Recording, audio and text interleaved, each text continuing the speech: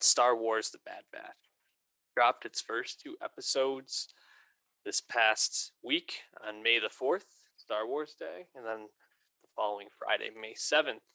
And Dave, you're a little bit more familiar with was Clone Force 99 as they appeared in the Clone Wars um, animated series, which I have not watched and you have, so you're a little bit more aware of these characters than I am. But watching these first 2 episodes, an hour-long introductory episode and like a 30-minute second episode, I felt like this did a pretty good job of laying the groundwork, introducing the characters, setting up the conflict, adding some parts to the gap or some of the holes in the Clone Wars story a little bit, with Executive Order 66 or whatever Palpatine calls it. But yeah, I thought it was pretty good. It's still a little kiddish for me at times, but overall, I thought it was not bad. What did you think of the first 2 episodes? Yeah, I quite enjoyed it. I would say that it's a show that you definitely get more out of if you're a fan of Star Wars: The Clone Wars and Star Wars Rebels. The Bad Batch characters were only introduced last year in the first arc of Clone Wars Season 7, the final season. So that final season only concluded a year ago on May the 4th. So they're new characters. And it's funny because if you remember at Disney Investor Day last year, when they announced all the Disney Plus stuff for Marvel and Star Wars, among other things, and a lot of Star Wars projects, they also announced, oh, there's another animated show coming out based on the Bad Batch. And I think the consensus reaction was like, huh, do we need that? Like, I don't know if anyone was clamoring for an animated show about the Bad Batch. Like, everyone's really excited for seeing what's up with Ezra after the end of Rebels, and we assume that'll happen with Ahsoka and the Ahsoka like action show. But still, like, no one's like clamoring for this, right? Like, it's definitely like, going back. But after watching that first episode in particular, and knowing the track record that Dave Filoni has set out himself, and he's not super involved with the Bad Batch, but we have a good track record with Lucasfilm Animation at this point. It definitely feels like something that is going to be worth watching. Yes, it's going to be lower stakes at the end of the day. It's a prequel show. We know exactly when this is taking place. We know what happens after this. We know what happens before this. It's not going to be the most consequential thing in the world. We're not getting a Baby Yoda showing up on the show, although there might be some similarities in terms of how the Omega character functions to the way Grogu did for The Mandalorian. Yeah. But, filling out the timeline, if you care about that, and just kind of being a fun hang, like episode to episode, all the other Star Wars animated shows were, if that's your expectations, I have a feeling Bad Batch is going to deliver. And I thought the first episode was really strong, and definitely immediately erased those thoughts I had about it kind of having an extraneous feel. So I quite enjoyed the start.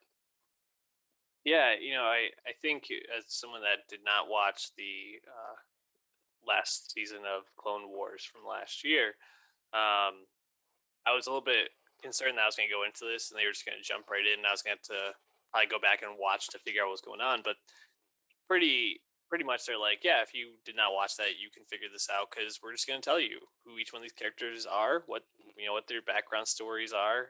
They explained exactly how they got to be this batch of clones who are not following orders and think and act differently from other clones.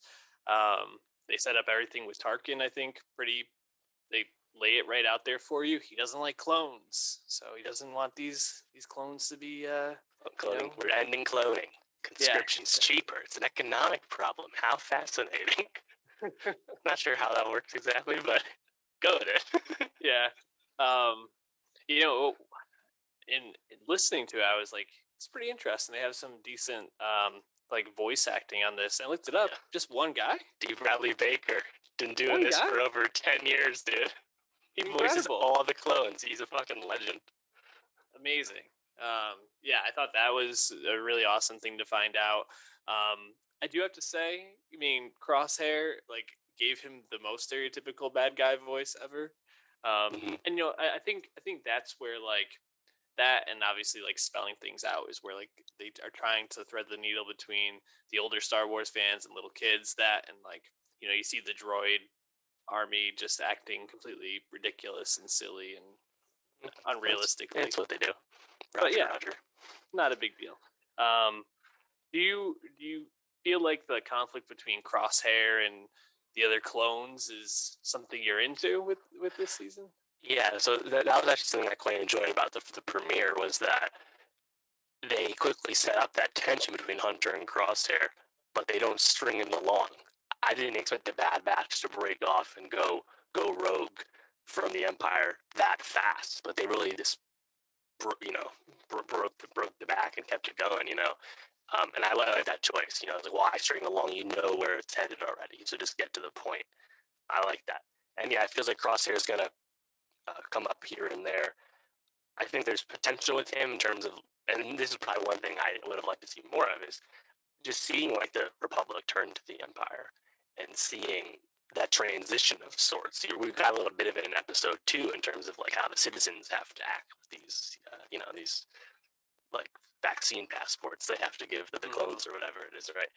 And just seeing that transition would be cool if we could also see it behind the scenes of the Empire. I don't know if we're going to get that much perspective from Crosshair or Tarkin or anything. I feel like we're really going to stick with the main crew here, but just kind of seeing that transition and seeing everything get filled in, I think there's at least potential for Crosshair to be a part of that. But yeah, it feels like he is going to be the hunter. They're the hunted. You get the vibe.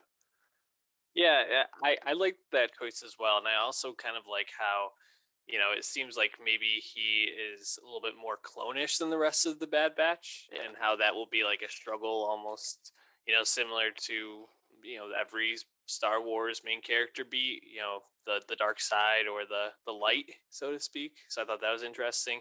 We get a couple of people showing up here, right? So we had Saul Guerrera. Yeah, that's right off the jump. Which I was like, obviously I'm not super familiar with him. I've read, and heard about him in this universe. But I was like, to get him this early on seems like they're just kind of really tying in some of these connections here. Yeah, totally. Didn't expect to see Saw so soon. Obviously, he was originated on Clone Wars before Forrest Whitaker played him in Rogue One. So that was cool. Obviously, you got Tarkin. I like seeing the Kaminoans, the cloners. And I think there's more potential with them because that's just a big question. It's like, what happened with the cloners after the Empire said we don't want no clones no more? Like, why did Nala let them go by keeping the blast doors open so they could escape? There's some interesting threads here, and like, yeah, they're not questions anyone was like super jazzed to get answered, but I think I'll be happy to see them answered nonetheless. We know from the trailer that Fennec, Ming-Na Wen's character from The Mandalorian, will be showing up on this. That's cool synergy for sure. And of course, we expect Captain Rex to be here as well. In terms of other like plot stuff, as you mentioned with Crosshair, he's more clone-ish, right? So I think probably the biggest bit that people who haven't seen Clone Wars like yourself would miss, and one of the best aspects, one of the best stories about Clone Wars was in I think season 5 or 6. Season 5, you learn why the clones committed Order 66. You learn that they have a chip in their brain, and they're basically programmed, in a sense, to act the way the cloners intended and all that. And Crosshair kind of got a tune-up in the premiere, so his chip's like, back functioning, whereas the rest of the Bad Batch apparently, so we're told, don't really have functioning chips. That's what Tech explained to us, right? Seeing more about that and seeing more about just the clone stuff. That was a great thing about the show Clone Wars too, was it humanized the clones. They were just cannon fodder, faceless, images in the prequels, and there's a lot more here. So again, like, it's not going to be a revelatory thing, nor is it going to be a zeitgeisty thing, but I'm happy to be with it. And it's going to be a long season, longer than the past few Clone Wars seasons. I think we're getting 16 episodes, so this will be going into August by the look of it. So that's nice. Definitely. Just as we wrap up, what do you think of the stuff with Caleb and Deepa Balaba? Oh yeah, so that was also unexpected. Caleb, the Padawan you see there, becomes Kanan, who is a central character in Star Wars Rebels. So that was a huge moment for anyone who's seen Rebels, of course. That story was actually portrayed in the Kanan comic, slightly different way. So there's a bit of a retcon, a bit of a tweak to how Order 66 affected Kanan. master killed all the same. Devil Lava, of course, if you remember, is seen on the side in Phantom Menace when Anakin is getting the test for Mace Windu. She's there. She's there chilling. Does she speak? No. But you saw that character way back in '99, if you recall. Pretty cool. Definitely, I thought that was a really awesome way to just to start the episode. Great tone setter. So Order 66 always hits, man. No matter how many times you see it, it's always effective. Well, we'll check back in with the Bad Batch later on in the season.